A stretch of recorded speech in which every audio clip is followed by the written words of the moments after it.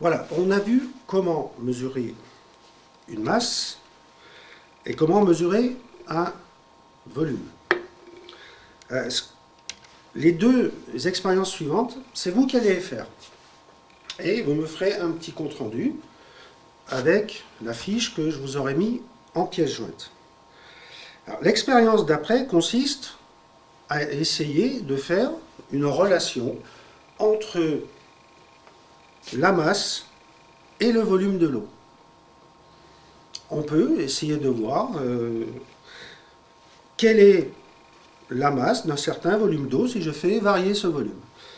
Donc vous allez reprendre votre balance de cuisine.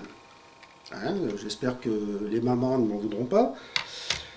Et le biberon, le verre doseur de la petite sœur. Ou du petit frère. J'espère que le petit frère ne m'en voudra pas non plus. Je remets mon biberon sur ma balance, je fais la tare à 0. Alors, vous allez faire un tableau où vous allez indiquer ici, en haut, le volume de l'eau en millilitres et en dessous, la masse de l'eau en grammes. Vous essaierez avec 4 valeurs. Alors évidemment, ne faites pas comme moi, faites-le autrement. Alors, j'ai mon biberon qui est sur la balance, la tare, la valeur à 0. Je vais, si vous n'êtes pas sûr, prenez un entonnoir pour ne pas en mettre partout. Je vais mettre par exemple 30 centilitres, 30 millilitres pardon, d'eau dans mon biberon. Et je mesure la valeur de la masse. Donc c'est environ 30. Ici, j'ai même un tout petit peu plus. La balance me donne 34 grammes. Je continue. On va essayer avec 60. Donc bien évidemment, ce sont des mesures approximatives que vous faites. Voilà, 60 millilitres. 60 millilitres. Environ, évidemment, sur mon biberon, par rapport à l'éprouvette graduée, j'ai une incertitude qui est quand même plus importante. Et ma balance me donne 64. Ainsi de suite. Continuez pour 90, 120. Alors, le but de ça, c'est d'essayer de voir s'il y a éventuellement un coefficient multiplicateur entre la valeur du volume et la valeur de la masse. Faites des recherches sur Internet pour savoir quelle est la densité de l'eau.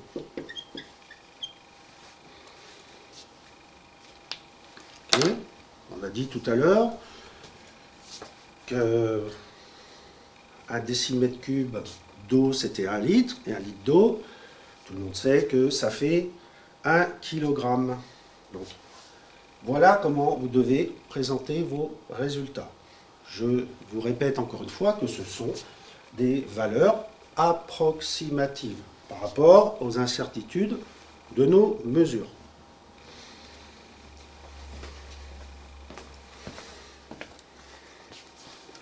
Voilà, nous allons profiter de cette séquence sur les mesures de masse et volume pour voir un petit peu ce qu'il se passe au niveau de la masse lors d'un changement d'état.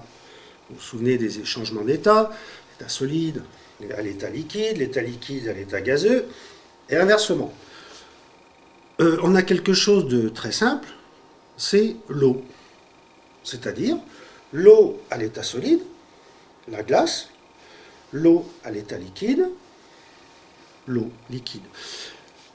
On va voir comment on peut vérifiez que la masse se conserve lors d'un changement d'état. Donc pour cela, vous allez réaliser une expérience très simple. Je vous rappelle aussi que le changement de l'état solide à l'état liquide s'appelle la fusion. Alors, même chose, il vous faut une balance. Moi, j'ai mis un bécher, prenez un verre, ça ira très bien. Vous fabriquez des glaçons. Vous sortez un glaçon du congélateur. Vous faites la tare avec votre verre et vous mettez le glaçon à l'intérieur. Vous relevez la masse du glaçon.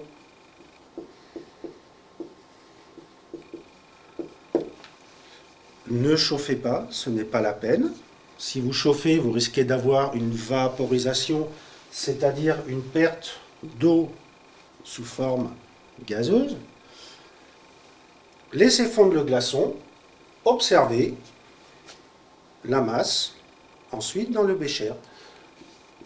Vous verrez que la masse de l'eau liquide après fusion est sensiblement égale à celle du glaçon au départ.